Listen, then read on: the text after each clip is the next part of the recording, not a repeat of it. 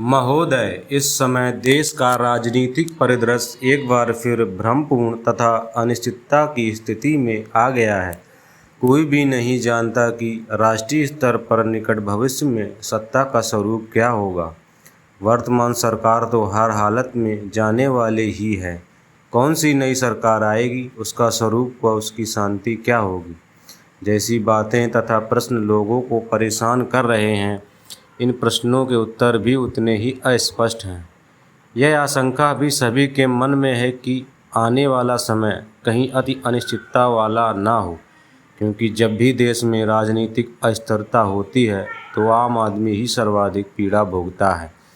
अर्थव्यवस्था कुप्रभावित होती है तथा कानून व्यवस्था चरमराने लगती है।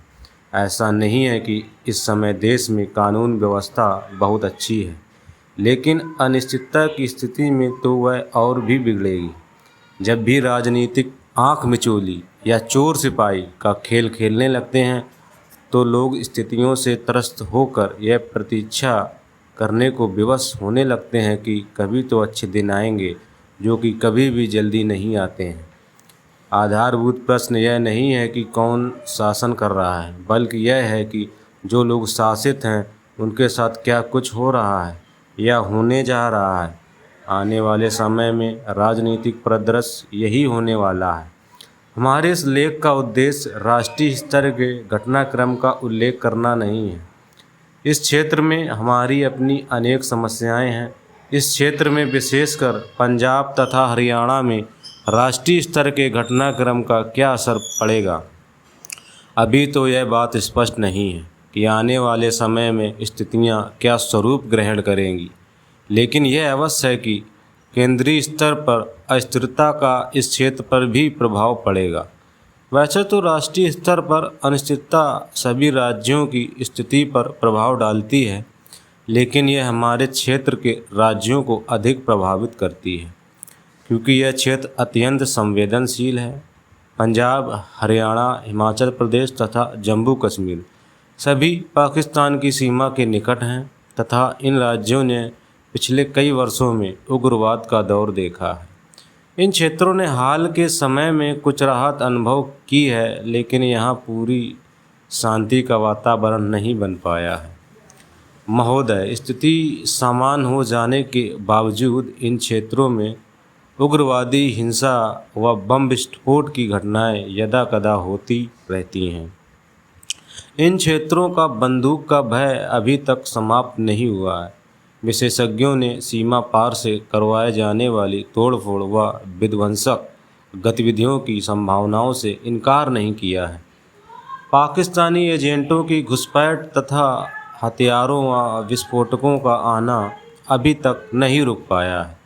गुप्तचर एजेंसियों से मिलने वाली रिपोर्ट चिंताजनक है। इस क्षेत्र में उग्रवाद पर अंकुश लगाने के प्रयासों को तीव्र गति देना अति आवश्यक है। सरकार व जनता को इस बात के प्रयास करने चाहिए कि क्षेत्र में उग्रवाद समाप्त हो और हम अपने द्रुत विकास की दिशा में आगे बढ़ सकें। इसके लिए देश में एक मजबूत व स्थिर केंद्र सरकार की आवश्यकता है। राज्य सरकारों को भी आर्थिक रूप से सुदृढ़ होना चाहिए तथा उन्हें केंद्र सरकार से पर्याप्त सहायता प्राप्त होनी चाहिए। यह तभी हो सकता है जबकि केंद्र सरकार की अपनी कोई समस्याएं ना हो तथा वह जनता के हित में अपना समय तथा संसाधनों का उपयोग कर सके, लेकिन ऐसा होता हुआ नहीं दिखाई दे रहा है। अब लोगों में यह धारणा बनती जा रही है कि विभिन्न राजनीतिक हितों वाली पार्टियों के गठबंधन की सरकार का प्रयोग सफल नहीं हो पा रहा है तथा इसने जनहित के कार्य करना बंद कर दिया है। इस प्रकार की सरकारों को चला पाना कठिन होता है, लेकिन लोग यह चाहते हैं कि जब इस प्रकार की सरकार बन गई है तो वह कुछ समय तक तो चले, जिससे कि लोगों को अनिश्चितता से राहत मिल सके। विभिन्न प्रतिद्वंदी दलों की आलोचना के बावजूद राष्ट्रीय स्तर पर गठबंधन की यह सरकार जनता की आकांक्षाओं को पूरा करने का प्रयास कर रही थी।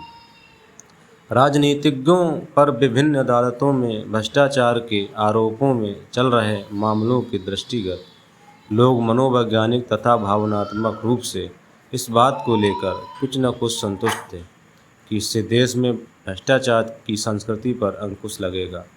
मुद्रास्फीति की बढ़ती दर तथा ऋणों के बढ़ते बोझ के बावजूद लोगों को हाल ही में प्रस्तुत बजट से काफ़ी आशाएं थीं तथा जिस प्रकार से कामकाज चल रहा था उससे वे काफ़ी संतुष्ट थे। शेयर मार्केट कुछ समय आघात सहने के उपरांत अब ऊपर उठने लगा था।